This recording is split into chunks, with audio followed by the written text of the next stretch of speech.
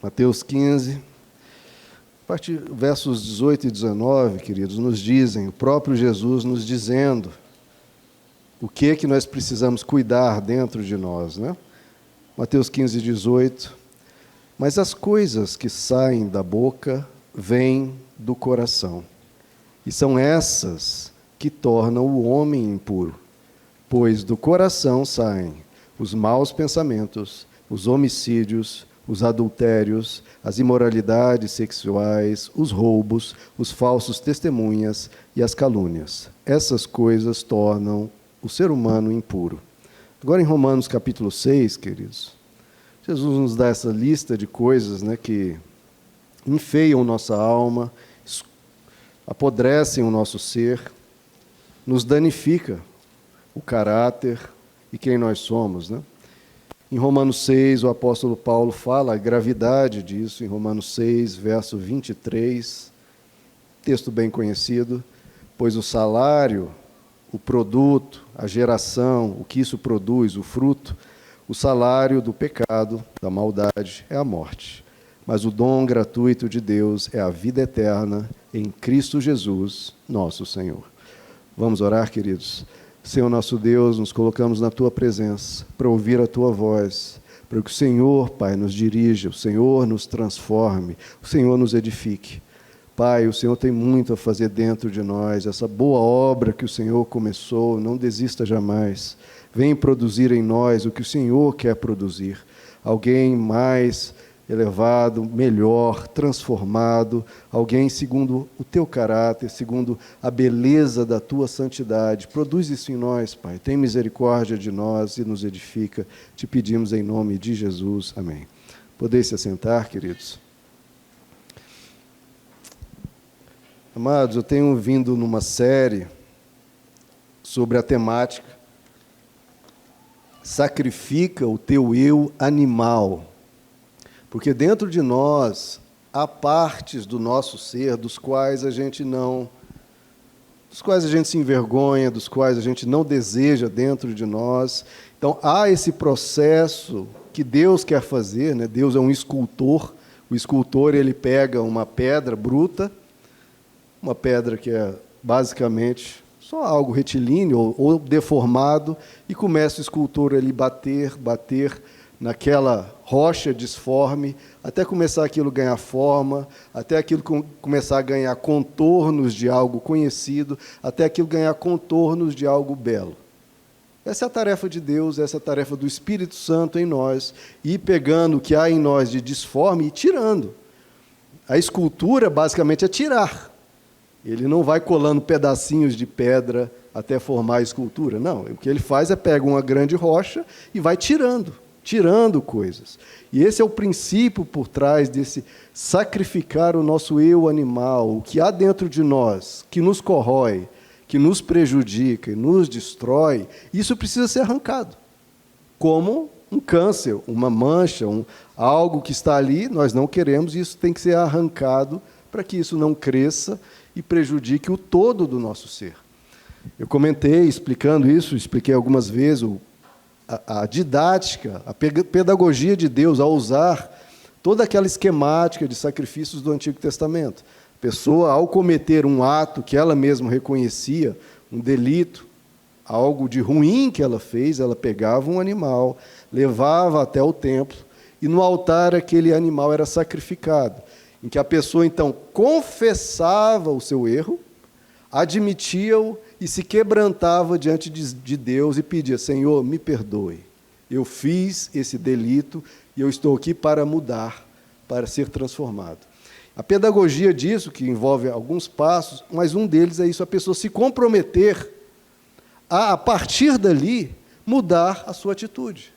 De sacrificar aquele animal ali que foi sacrificado no altar, representa o que ele vai sacrificar dentro dele, que gerou aquele mal. Eu, a partir de agora, eu vou sacrificar esse comportamento indevido que eu vi que causou dor, causou sofrimento, causou males às pessoas ao meu redor ou a mim mesmo, eu quero tirar isso de mim.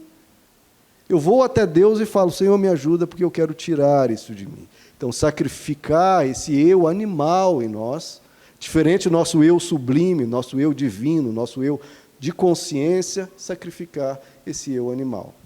Nós comentamos sobre o eu animal que falta sabedoria, o eu egoísta, eu interesseiro, murmurador, que culpa em vez de perdoar, que vive sob o medo, etc. Hoje eu queria falar justamente desse ponto que Jesus tocou e que o apóstolo Paulo falou, o salário do pecado, o produto da maldade, e o que Jesus diz, os maus desígnios que brotam do coração humano. Tudo isso, Jesus falou, isso tem que ser removido, isso tem que ser tirado de nós para nos tornarmos pessoas melhores, pessoas mais parecidas com Deus, pessoas que crescem, que evoluem, que se tornam pessoas que nós mesmos reconhecemos como pessoas as quais nós queremos ser.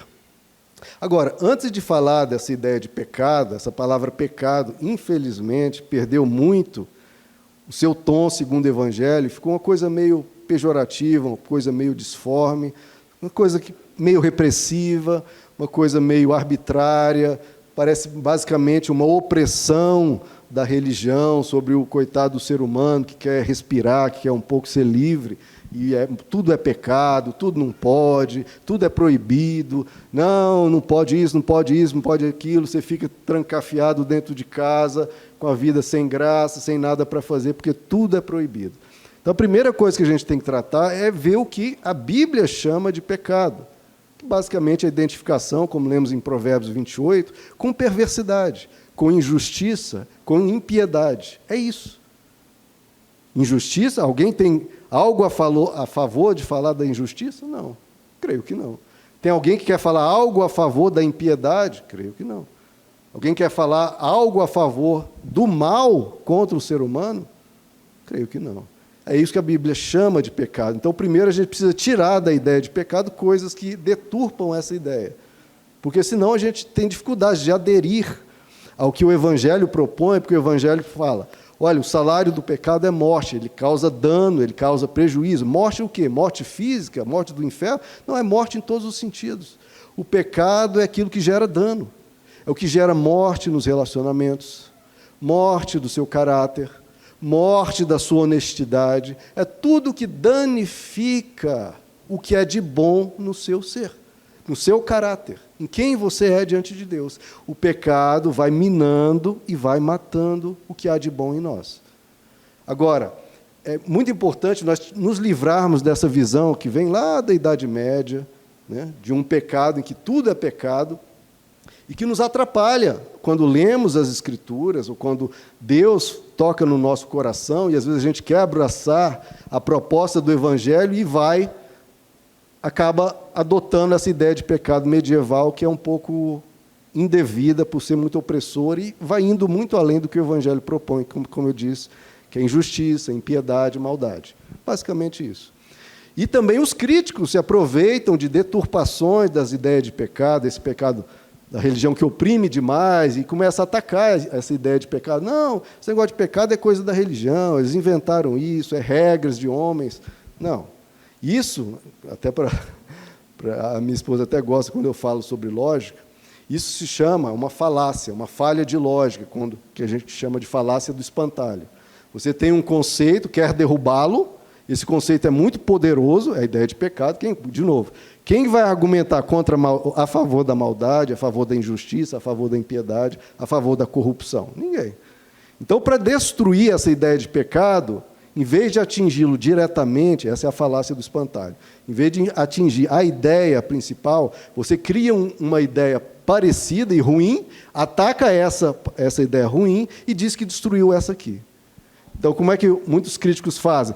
Porque a religião, em algum momento, chamou de pecado tal coisa. Logo, não existe pecado.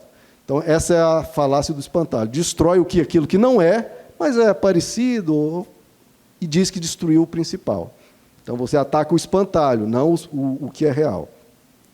Então, a primeira deturpação dessa ideia de pecado é a ideia do Deus tirano. Qual que é essa ideia? A ideia de um Deus ditador, aquele cara ranzinza, aquele mal-humorado, chato, dominador, que impõe sobre os coitados dos seres humanos um monte de regras, que são arbitrárias e esdrúxulas. Arbitragem, então, aquela pessoa mal-humorada que está sempre oprimindo, que está sempre colocando mais imposições e regras que não fazem sentido algum.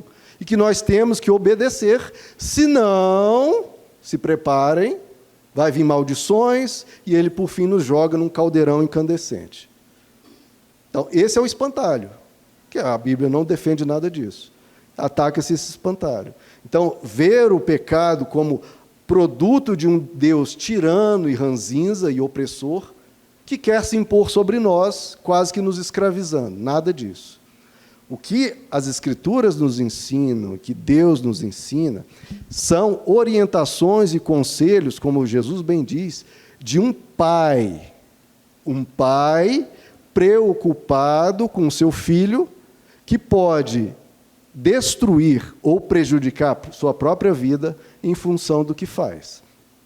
Quem é pai e quem é mãe sabe muito bem o nível de preocupação que nós temos com as escolhas dos nossos filhos.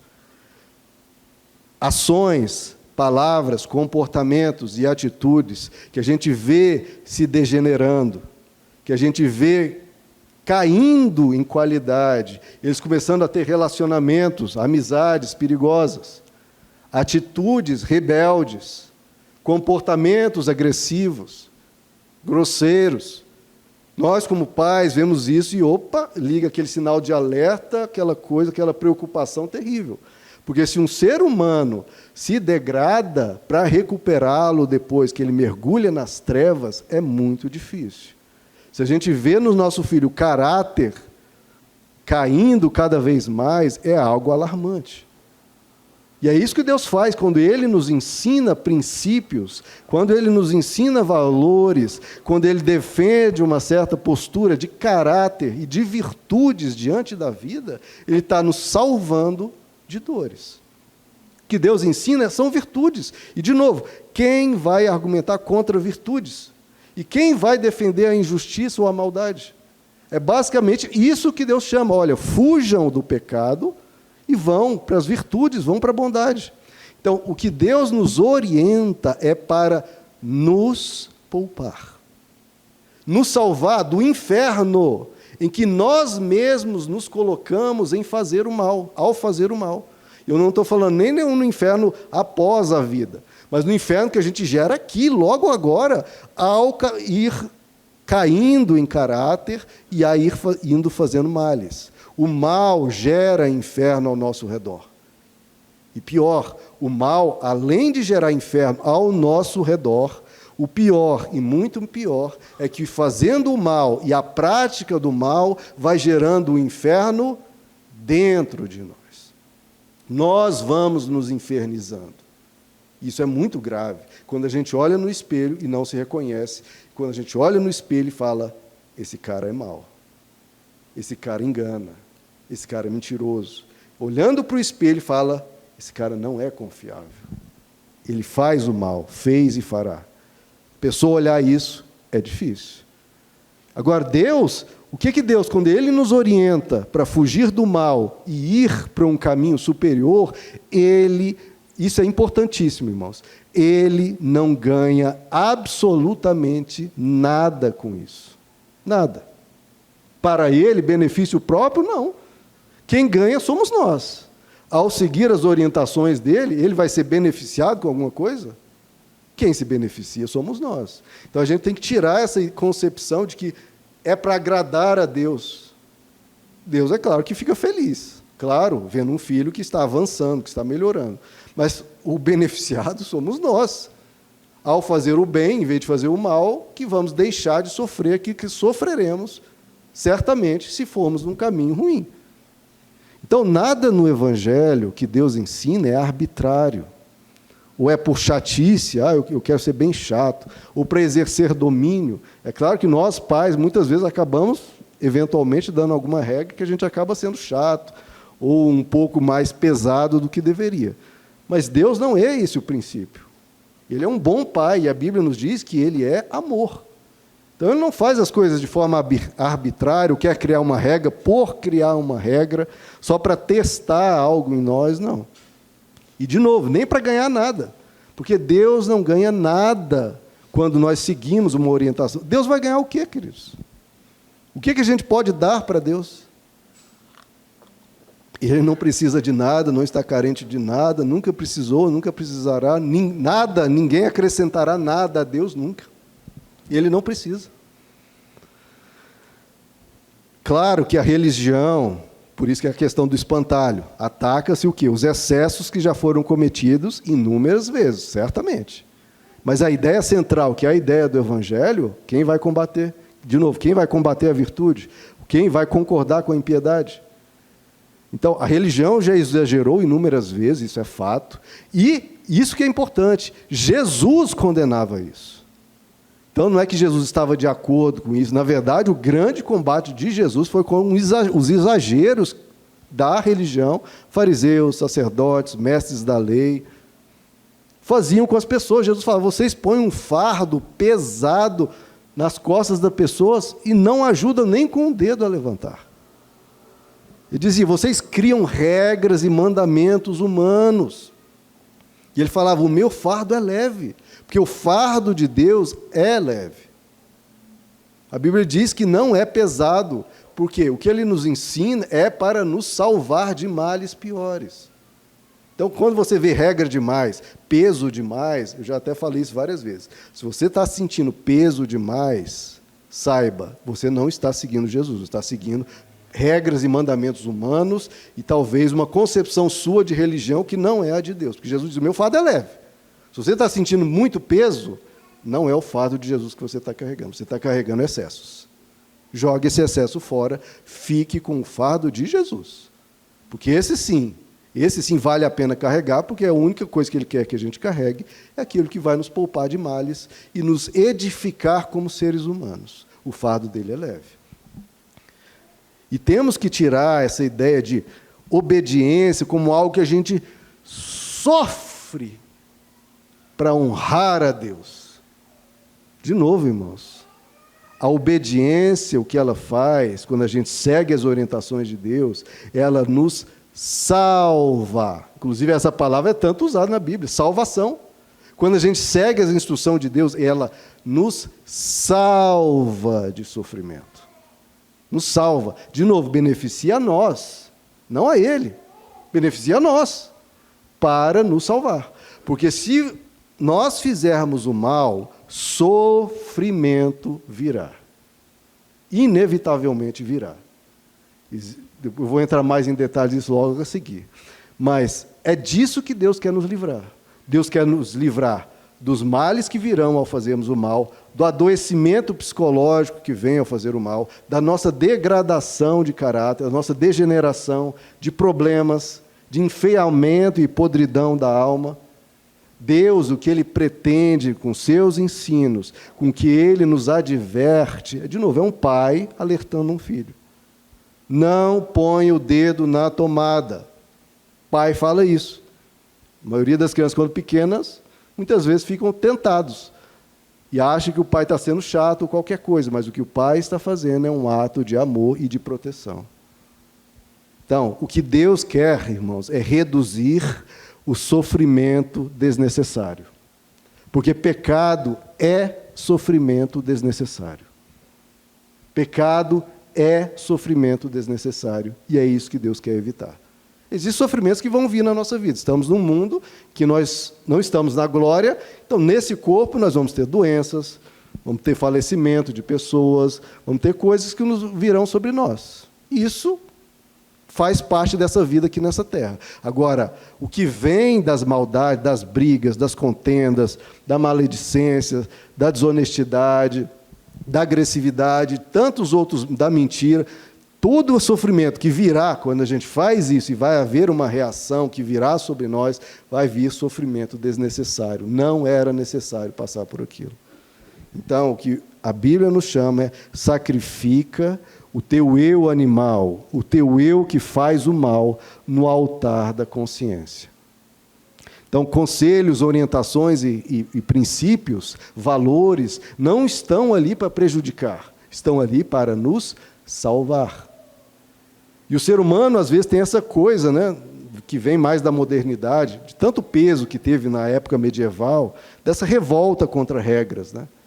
Tudo que é regra, tudo que é obrigação, a pessoa se revolta já de imediato, quando aquilo ali está ali para protegê-la. Então, fica meio que um rebelde sem causa, a pessoa se rebelando contra aquilo que está protegendo-a. Por exemplo, quando a gente vai na rodovia, ou vai aqui na cidade, a velocidade da via aqui é tanto. Um exemplo daqui, né? Não a ver com o espiritual. A velocidade daquela via é tanto. Aquela regra ali foi criada como uma conspiração do governo para te prejudicar, para te limitar, para te oprimir. Foi criada arbitrariamente. Não, alguém botou uma velocidade aí que não tem nada a ver. Não, aquilo foi pensado. Muitas vezes os engenheiros calculam, quando tem uma curva mais acentuada, fazem-se cálculos, quando põe ali 2 faixas, né, na rodovia, para não haver ultrapassagem ali. Por quê? Porque haverá uma curva acentuada, não vai ter a visão correta, quando você está numa subida, o carro pode vir de uma vez. Então, tudo é pensado para o nosso bem, só que às vezes a gente, não, isso aí não... E quem é o prejudicado com isso somos nós mesmos. Aquilo foi feito para o seu bem e para o bem coletivo. E a gente tem que assumir as consequências se a gente quiser ultrapassar ou quebrar aquele princípio, aquela orientação. Assuma os riscos. E depois não vai reclamar com Deus, não vai reclamar, né, se tiver um acidente. Deus, por que o Senhor permitiu esse acidente acontecer comigo? Não, eu não me permiti coisa nenhuma. Estava ali 2 faixas, é proibido ultrapassar. No final de uma subida, você resolveu ultrapassar. As pessoas têm muito essa coisa de reclamar com Deus quando elas mesmas estão plantando os malefícios que podem vir sobre elas. Então, primeira coisa, essa deturpação de um Deus tirano, não tem nada a ver. É um pai que alerta os filhos do mal que eles gerarão sobre eles mesmos. Segunda deturpação dessa ideia de pecado é ver o pecado como uma repressão.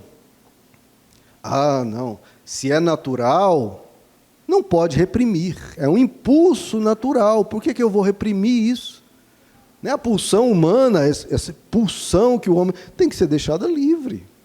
É proibido proibir. Liberdade. Esses clichês que brincam com coisa séria. Porque, como nós lemos, o salário do pecado é morte, irmãos. Não é uma coisinha pequena que acontece. Não, deixa livre os seus impulsos.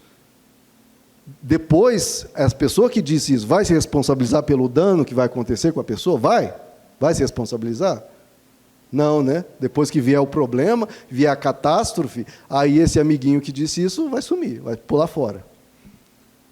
Esse negócio de, deixa livre os seus impulsos, irmão, Putin está sendo natural, ele está deixando livre os seus impulsos de agressividade. Estupradores são as pessoas que estão deixando mais livre os impulsos naturais deles. Estão dando vazão aos seus instintos. Racistas também, na sua ideia louca deles, estão dando vazão aos seus instintos. Assassinos também. Tem coisa mais natural na natureza do que assassinar? Os assassinos estão dando vazão às suas pulsões, à sua agressividade. Pessoas que traem, a mesma coisa. Então, ser, entre aspas, natural, não quer dizer que aquilo é bom. Pode ser, pelo contrário, devastador. Por isso que a Bíblia diz, o que confia, nós lemos ali em Provérbios 28, na abertura do culto, o que confia no seu próprio coração é insensato. Mas no coração aqui não está quer dizendo o amor, né? Quer dizer o seu impulso natural. Quem confia no seu impulso natural é insensato. Mas o que anda em sabedoria será salvo. Salvo de quê? De problemas, de dores, de sofrimentos desnecessários. Então, você dá vazão a impulsos naturais, isso é tolice. É ser um animal. Alguém quer ser animal, voltar para a mata? Não. O ser humano avançou. O ser humano hoje tem algo chamado sabedoria. Sabedoria, que você pesa pela sabedoria, se aquele impulso natural vale a pena ou não. Essa é a grande diferença entre nós e animais, pelo amor de Deus. Que nos faz de divinos, que nos faz ter evoluído acima deles e dominá-los, inclusive. A capacidade de escolha, a capacidade de consciência. O animal não tem essa capacidade de escolha. Vem um impulso, ele faz. Vem um impulso, ele vai lá e mata o outro. Vem um impulso, ele vai lá, agride. Ele não tem uma consciência moral e nem sabedoria, não tem escolha, não tem consciência. A capacidade divina e sábia do ser humano de poder dizer não a um impulso, a um instinto que nós vemos que será prejudicial a nós ou às pessoas que nos cercam, isso é divino. É isso que nos joga em uma outra magnitude de ser em relação aos animais. Nós vemos que uma dada ação impulsiva, uma dada ação da nossa personalidade, ou, não, minha família é assim, é agressiva. Sim, meu irmão, mas se você vê que aquilo vai amplificar o problema, começa a diminuir essa forma de tratar a vida. A gente tem que evoluir. Ou seja, aquilo que nos faz superiores aos animais, a capacidade de ter uma consciência, algumas ideias, algumas correntes chamam isso de repressão, de perda de liberdade, pelo amor de Deus. O que nos fez evoluir, o que nos fez nos tornar superiores aos animais, mais educados, mais civilizados, mais cooperativos, mais elevados, que nos fez produzir cultura, em vez de estarmos aí degladiando como animais, uns mordendo uns aos outros. E produzir cultura, produzir livros, produzir inteligência, produzir tecnologia, em vez de estar na mata, cada um com um tacape batendo na cabeça um do outro. E algumas correntes filosóficas querem brincar com isso. Não, deixa tudo solto. De agredir? Sim, nós devemos reprimir o que é ruim. O que é ruim. Perguntar-nos o que é superior, essa atitude impulsiva ou uma atitude reflexiva diante dessa situação. Perguntar o que é mais sublime. Seguir um dado impulso ou ir por um caminho melhor. Sacrifica o teu eu que faz o mal no altar, por isso que eu falei, da consciência. Porque nós somos seres conscientes, que temos entendimento de consequências, de futuro, de dano, de maldade. Os animais não têm isso. Então, nos comparar com a natureza, isso aí é uma involução e uma tolice. E mais, falando dessa linguagem de repressão, o pecado é uma repressão. Não é que a gente vai escolher entre reprimir o pecado ou a liberdade. Não, é uma repressão também. Pecado, só que o pecado é a repressão da consciência. Repressão da bondade, repressão do amor. Então eles tratam, não, a religião reprime. Não, o pecado reprime. Reprime a consciência, reprime a bondade. Então a pergunta certa não é escolher entre liberdade e repressão. Não, é perguntar entre reprimir o que é ruim ou reprimir o que é bom. O que é que eu vou escolher reprimir? O que é ruim em mim ou reprimir o que é bom? É melhor reprimir um desejo ruim ou reprimir sua consciência? Porque você vai ter que reprimir a sua consciência para fazer uma dada maldade. Vai ter que reprimir. Reprimir até o Espírito Santo. É melhor reprimir uma agressividade desmedida ou reprimir o seu caráter. É melhor reprimir uma sexualidade perturbada e descontrolada ou reprimir a sua busca por um amor genuíno. É melhor reprimir o egoísmo ou reprimir a sua busca por ser alguém melhor. Você está, na sua escolha, reprimindo algo. Reprimindo o animal ou reprimindo o divino. Então, se você dá vazão ao seu animal, é liberdade. Não, você está reprimindo algo no seu ser. Reprimindo o divino, reprimindo a moralidade, reprimindo a sua consciência. E isso traz problemas. Tanto é que existem correntes de pensamento que dizem, não existe essa história de certo e errado, bem e mal, isso é coisa que a religião inventou. Então, essas pessoas falam ainda num tom superior, né? Não, isso aí não tem, é coisa que a religião inventou, e dando uma de inteligentinho, né? De novo, não medindo as consequências desse tipo de pensamento a longo prazo e em larga escala em uma sociedade.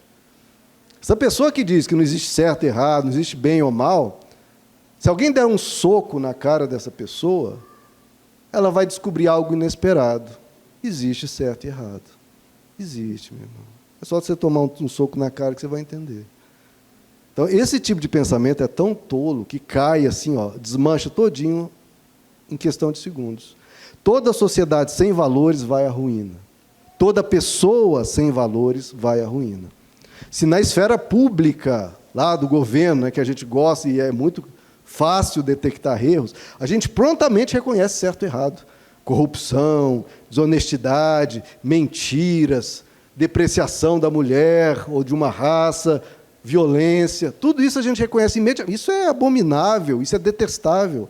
Agora, irmão, e na esfera privada? Se na esfera pública tudo isso é detestável, e na esfera privada, onde, além, você tem pessoas que te amam, que esperam de você boas atitudes, onde há afetos envolvidos, onde há intimidade envolvida, onde há partilha, onde há filhos envolvidos. Não é muito mais grave? Nós temos que tomar para nós essa nossa postura de detecção, de exame, isso é ruim, isso é mal, isso é detestável, e trazer isso para nós, porque é muito fácil, primeiro, criticar o outro e criticar o governo. Agora, ir na sua esfera privada, onde há afetos, onde há a seriedade de filhos envolvidos, você tem que levar isso para a sua esfera privada e sacrificar o teu eu que faz o mal no altar da consciência. Não existe certo e errado. É interessante as pesquisas de neurociência detectando que até nos animais existe um certo nível de moralidade. Os ratos têm um certo nível de moralidade, por incrível que pareça. O rato, vou falar bem rápido disso, o rato, para desenvolver o seu córtex frontal, ele precisa brincar um com o outro. Porque brincando um com o outro, eles desenvolvem o córtex frontal e eles aprendem a se localizar melhor nos labirintos. Porque eles sempre estão lá nos esgotos, nos lugares, tendo que se localizar. Agora, se eles não fazem essa brincadeira entre eles, não desenvolvem o córtex frontal, o rato se perde e acaba morrendo. E como é que eles brincam? Porque há diferença de tamanho de rato. Um rato 20% maior que o outro, na brincadeira vai sempre ganhar. Vai sempre ele pisar, morder, pisar e tal, e jogar o ratinho mais fraco fora. Então, o ratinho mais forte, 20% mais de massa, ganha todas as vezes. Só que o que acontece? Ele ganha sempre, o ratinho menor não brinca mais com ele. E aí o córtex frontal do rato maior não se desenvolve, ele acaba se perdendo, morrendo. Então, o que acontece? É interessante. O rato maior deixa o rato menor ganhar, no mínimo, 1/3 das vezes. Ele poderia ganhar, mas deixa. Para que o rato menor continue brincando com ele e os dois continuam desenvolvendo o córtex frontal. Então, ele entende certo e errado. Se eu ganhar sempre, se eu pisar sempre, se eu sempre humilhar o ratinho menor, ele não vai brincar comigo. Isso é até instintual. Instintual, os ratos entendem isso. Se eu não cooperar um pouco, se eu não dividir um pouco a graça na brincadeira, ele não vai brincar mais comigo. Os chimpanzés, sempre tem um que reina, sobre o grupo. Se esse que reina começa a massacrar os outros machos, não dividir a comida, ser opressivo com os outros machos, ele é muito mais forte que os outros, sempre tem um mais musculoso, mais forte. Se ele massacra os... Porque ele é poderoso, ele é o vencedor, ele derrota qualquer um na luta. Então, eu vou fazer o que eu quiser, eu tenho poder, eu piso, massacro, faço todos de gato-sapato, faço todos de capacho. O que acontece? Ele é mais forte que qualquer um. Só que junta 3, 4, estraçalham o mais forte. Estraçalham no sentido da palavra mesmo. Eles arrancam os membros, os chimpanzés, nessa hora, se tornam extremamente agressivos. Junta 3 ou 4 e massacra aquele poderosão. Então, os próprios animais, os chimpanzés entendem o certo e o errado. O líder acaba tendo que ser cooperativo, distribuindo os recursos. Apesar de ser o mais forte, ele tem que distribuir, senão ele não dura no poder. Existe certo e errado. Os ratos entendem isso. Os chimpanzés entendem isso. Mas algumas correntes de pensamento irresponsáveis querem tirar isso do ser humano. A gente vai ficar... Não apenas o que nos distinguiu dos animais, mas vamos nos colocar até abaixo dos chimpanzés e até abaixo dos ratos. E não entendem a gravidade desse tipo de coisa. Então, tratamos aqui algumas deturpações da ideia de pecado, e já, claro, falei um pouco da ideia correta de pecado, principalmente o que lemos ali em Provérbios 28. É injustiça, é impiedade, é a maldade, que não tem nem o que falar contra. Agora, vamos detalhar um pouquinho mais do conceito de pecado segundo o Evangelho. Segundo o Evangelho, queridos, pecado é muito simples. Você sabe. Você sabe e qualquer um sabe. É isso que Jesus deixa bem claro. Pecado é o que você... Por isso que a pessoa, ninguém tem como falar, Deus, eu não sabia. Não sabia sim, sabia. Por quê? Por que eu estou dizendo, Deus, que você sabia? Porque o pecado é o que você não gosta que o outro faça e você faz. É muito simples. Até o Kant fala isso, né? Toda máxima tem que ser uma máxima universal. Então, quando a gente dá uma máxima, a gente sabe no outro que é ruim, então isso se aplica a nós, é universal. Então o pecado é o que você vê no outro, o que você não gosta que o outro faça e você faz. É o espelho que você quebraria. Quando você olha no espelho, esse cara aqui faz o mal. É o espelho que você quebraria. Ou, nas palavras de Jesus, que é a lei de ouro, faça com o próximo o que você gostaria que fizessem por você. É uma lei inescapável, não tem como a pessoa escapar. Não, mas eu discordo, não, tem um pensamento de um pensador assim, não tem como escapar, porque está se baseando em você. Faça com o próximo, ou, na negativa, não faça com o próximo o que você estou falando de você, não estou falando de quem disse isso, algum texto, não, estou falando de você. O que você não quer que façam com você, não faça com o outro. É inescapável, você sabe o que é mal, porque você não quer que a pessoa faça isso com você. Eu ofendo mesmo, eu humilho mesmo, você quer que as pessoas façam isso com você? Não, então não faça. E não tem justificativa, porque você sabe que dói, você sabe que é mal, então não tem como escapar. Eu acho isso muito interessante, que nós mesmos nos condenamos ao pecar, pois se alguém fizesse sobre nós o que fazemos ali, nós condenaríamos imediatamente. Então nós mesmos condenamos, porque se alguém fizer, a gente condena. Por exemplo, vamos trazer de novo, a gente tem que se quebrantar, queridos, a gente tem que refletir. Por exemplo, todos, ou pelo menos a imensa maioria, está condenando o que Putin está fazendo ao atacar a Ucrânia. Poder ter outros caminhos, diplomacia, diálogo, outras medidas, guerra econômica que seja, mas não massacrando pessoas, mães, bebês, orfanatos, tudo sendo bombardeado e a civilização que não tem nada a ver, que tem a ver, mas inocentes, irmãos, morrendo aos centenas, aos milhares. Então, a imensa maioria condena Putin de atacar e bombardear a Ucrânia, certo? Mas e você nas suas relações? Você no seu dia a dia? Você parte para a agressividade, parte para a ofensa, parte para a gritaria? Você não está sendo Putin, só que nas suas relações privadas? É fácil condenar o Putin lá. E é extremamente condenável, abominável e detestável. Agora, você no seu dia a dia, você está sendo um Putin? A gente tem que se perguntar, queridos, a gente tem que levar essas coisas a sério. Porque o transtorno gerado nas pessoas ao nosso redor é um transtorno de guerra. São escombros, são ruínas, são dores, são sofrimentos, são desesperos, são choros, que são causados por atitudes nossas quando a gente dá vazão ao nosso Putin. Mas é a minha personalidade, eu sempre fui assim. Meu irmão, não interessa, não interessa. E Jesus e a Bíblia e Deus não negocia isso. Você não tem o direito de ser Putin nas suas relações privadas, nem nada na sua vida. Se é mal, joga fora. Se é mal, sacrifica o teu eu que faz o mal no altar da sua consciência. Ou você vai admitir, Deus, eu vou ser Putin na minha vida e não estou nem aí. Então, assuma isso diante de Deus e assuma as consequências. Porque você faz o mal de novo, vai ter retorno. A gente tem que assumir e levar a sério as coisas do pecado na nossa vida privada, em quem nós somos. Quem você é? Você é, segundo Cristo, um discípulo de Cristo, ou em dadas atitudes você é mais um discípulo de Putin, ou de Hitler, ou de quem quer que seja. Pegue um ente aí mal e fale, essa atitude minha, inclusive isso é uma técnica do PNL, Programação Neurolinguística. Pegue algo que você quer descartar, põe um apelido negativo, no PNL que eu li, chama de seu madruga, a sua preguiça. Você quer um seu madruga nos seus estudos? Não, deixa para depois, aquele jeitão dele enrolando. Põe um apelido negativo, porque isso te ajuda a ver a feiura disso e você combater. E você, principalmente, não identificar aquilo com você. Não, isso aqui não sou eu, isso aqui é o seu madruga, isso aqui é o meu Putin, que está aqui dentro de mim, eu tenho que jogar isso fora. Isso não sou eu. Não, mas eu sou assim. Não, meu irmão, joga isso fora. Deus não fez você para ser assim, não fez você para ser disforme. Ele é um escultor, ele quer tirar fora os pedaços de rocha que não é para formar algo belo, algo sublime, algo elevado. Joga isso fora, isso não é você. Chama de Putin, chama de Hitler, chama de seu madruga, mas joga isso fora. Você não precisa ser assim.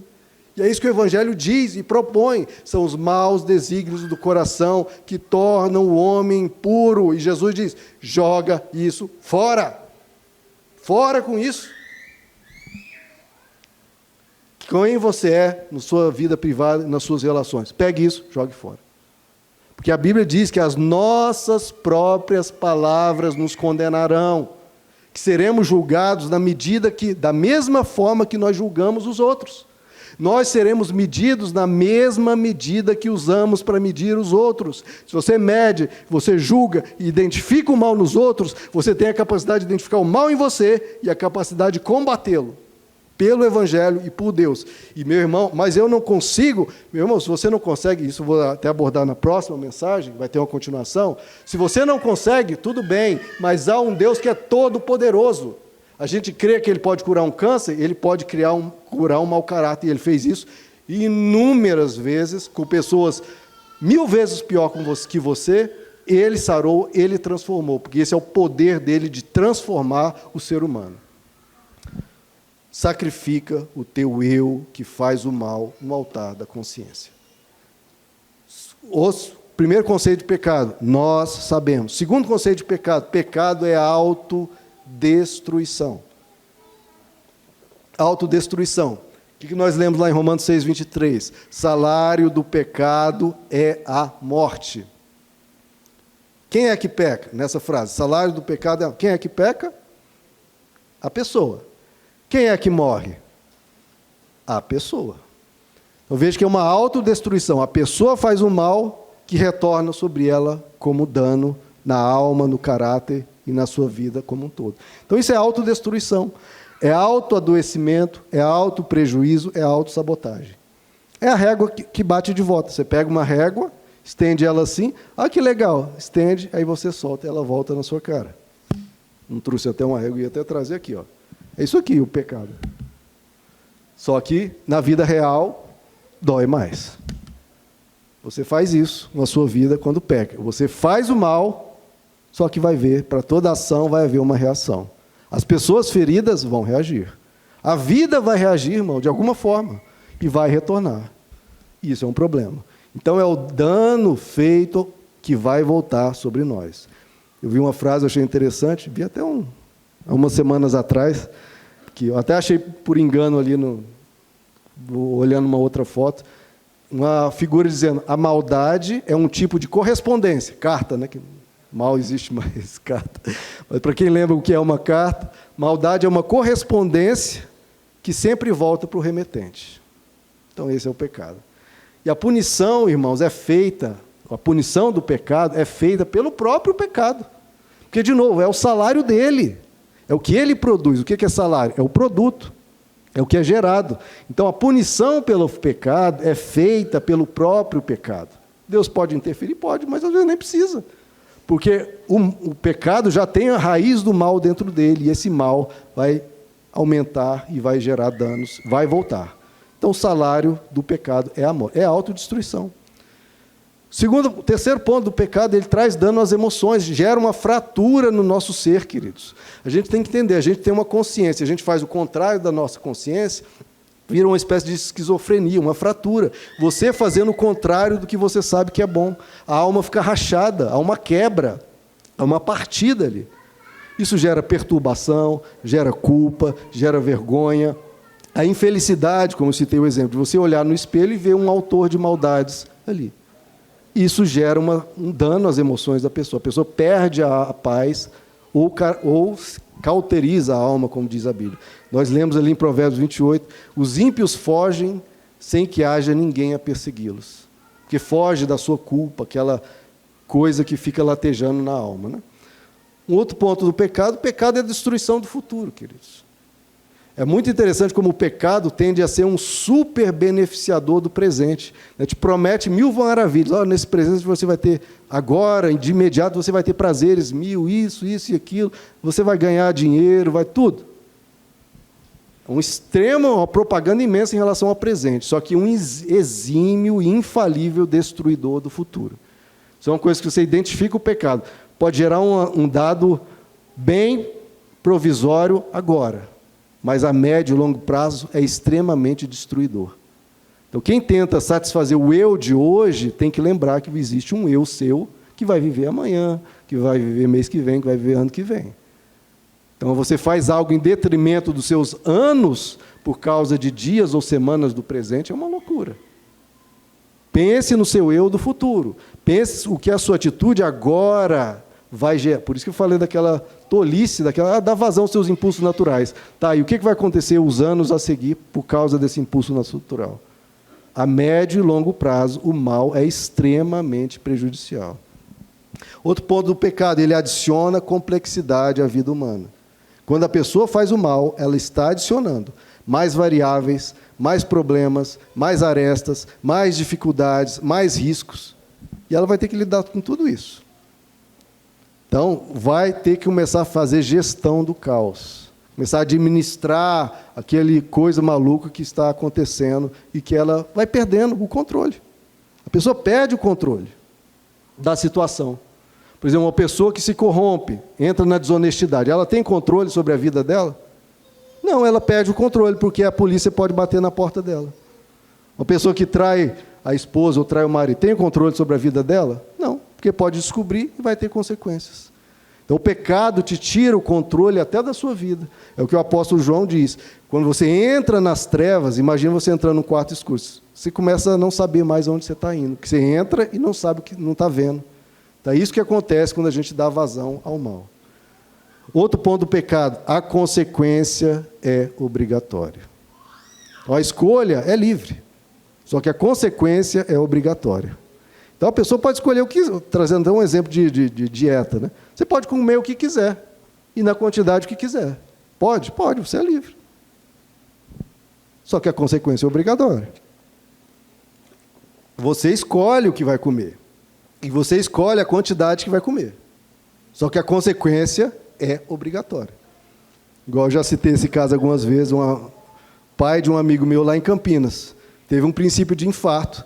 E ele ficou extremamente decepcionado com Deus. Ó, Deus, eu sou teu servo. Como é que o Senhor permitiu isso? Eu que vou à tua casa, eu que louvo ao Senhor. E ele tinha aquela barriga. É uma escolha. Só que aí você tem que assumir as consequências e não jogar isso nas costas de Deus. Então, o pecado é isso. Você também... A escolha é livre, mas assuma as consequências. Porque vão vir. Vão vir. Então, a gente tem que ter cuidado ao que a gente faz, queridos. Porque o que a gente planta, a gente colhe. Você escolhe o que você vai plantar, mas você não escolhe o que vai colher. Então, tenha cuidado. Pense em você. Você é livre para escolher, mas as consequências podem ser muito danosas. Então, a questão, queridos, não é sobre frear desejos. É sobre frear sofrimentos que virão. E para frear sofrimentos, a gente precisa frear desejos ruins, porque uma coisa vem antes. Não adianta tentar frear o que foi plantado, você tem que frear o que está sendo... Não adianta tentar frear o que você vai colher, você tem que frear o que vai plantar. Então, o que a vida nos ensina é que quem faz o mal, se dá mal. E é só isso que Deus nos diz. E é disso que Deus quer nos livrar. E é disso que a nossa consciência quer nos livrar. A nossa consciência, assim como a dos ratos, como dos chimpanzés, eles entendem. Se eu fizer esse mal, eu vou sofrer. Então a nossa consciência nos alerta. Tanto é que nos alerta, até se você pensar, poxa, se meu filho estivesse fazendo isso, eu ia ficar preocupado. Então, não faça você. Se você não quer que seu filho minta, não minta você. A gente consegue identificar nos seres que a gente mais ama, que são os nossos filhos, traços de personalidade prejudiciais e que a gente sabe que são problemáticos, que vão trazer grande sofrimento. Se você não quer ver isso nos seus filhos, não coloque isso em você, ou se já há em você, vai jogando fora. Trabalho, dia a dia, sobre isso. E é disso que eu vou falar na próxima mensagem. Esse trabalhar que a gente tem que fazer. Porque, obviamente, trata-se de maus desígnios, como diz Jesus, que vêm do coração. E é difícil tirar essas coisas, porque não são coisas visíveis, né, como uma verruga. É uma coisa que exige um trabalhar, exige uma dedicação, e exige também uma participação de Deus, e Ele sempre... Esse é o maior milagre que Deus quer fazer, queridos. Tirar de nós o que produz o mal. Amém? Vamos ficar de pé?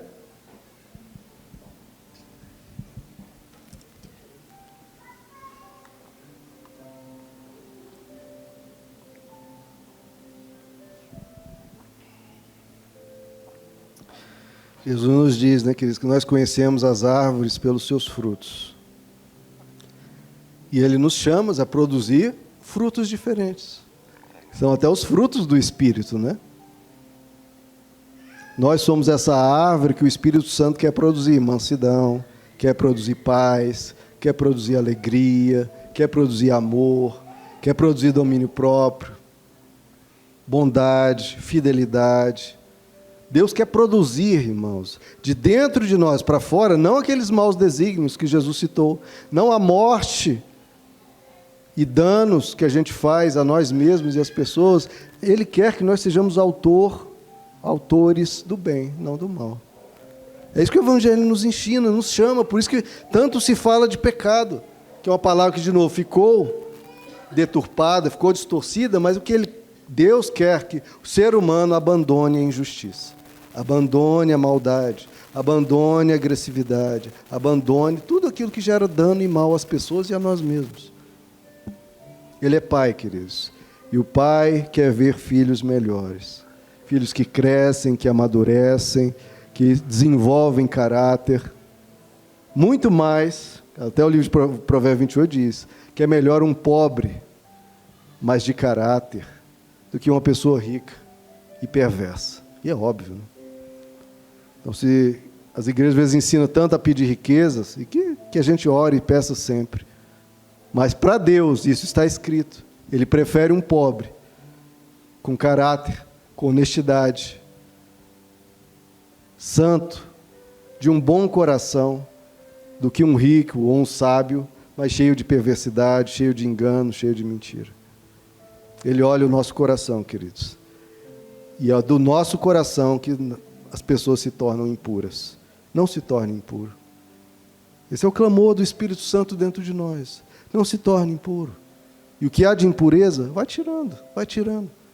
Na cruz, Ele nos deu a garantia que Ele vai nos ajudar. E nem vai nos exigir uma perfeição imediata, mas tem que ser um trabalho contínuo, um trabalho cotidiano, que você se dedica a ser uma melhor versão de você mesmo. Você vai se depurando, se limpando, se edificando com a graça de Deus. Vamos orar, queridos? Queria que você pensasse e refletisse. Todos nós, queridos, temos falhas, todos.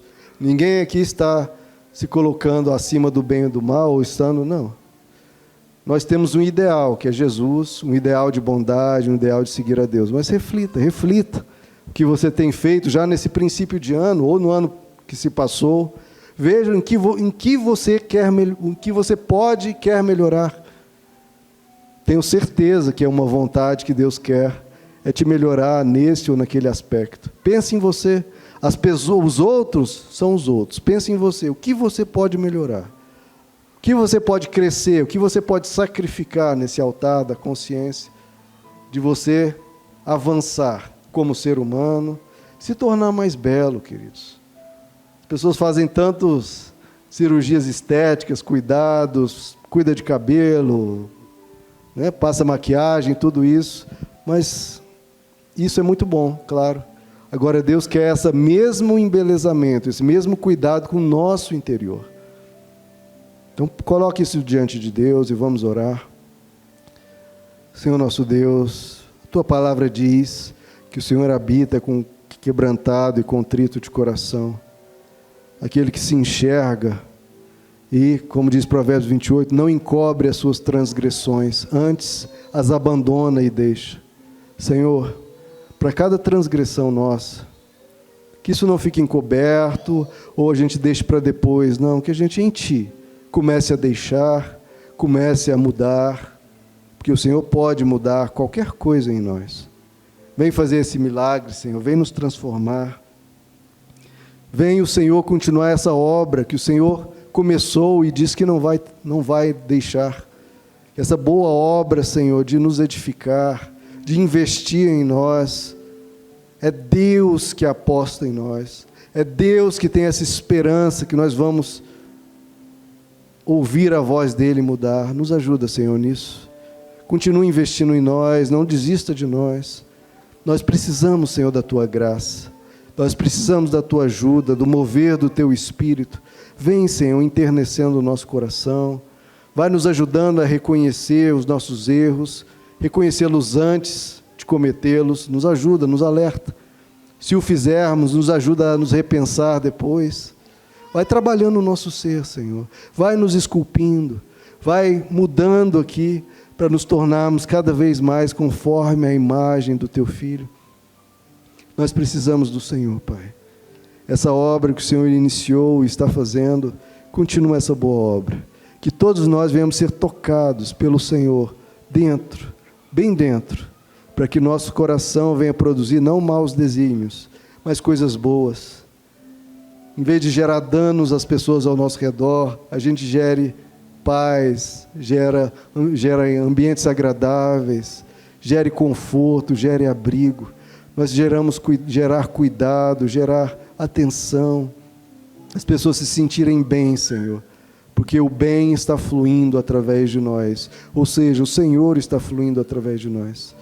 Derrama sobre os nossos lares, sobre o nosso coração, sobre a nossa vida privada, onde formos, Pai, a sabedoria de escolher o bom caminho. Nos ajuda, Senhor. Transforma o Teu povo, para nós sermos, como a Tua palavra diz, uma igreja sem mácula, sem ruga, sem coisa semelhante. Trabalha em nós, Pai. Nós pedimos a Tua graça, porque desse culto aqui, Senhor, já de agora, já haja alguma mudança. Quando chegarmos em nossas casas, já haja alguma mudança. Quando chegarmos na primeira pessoa que fomos falar, já haja alguma mudança. Melhorar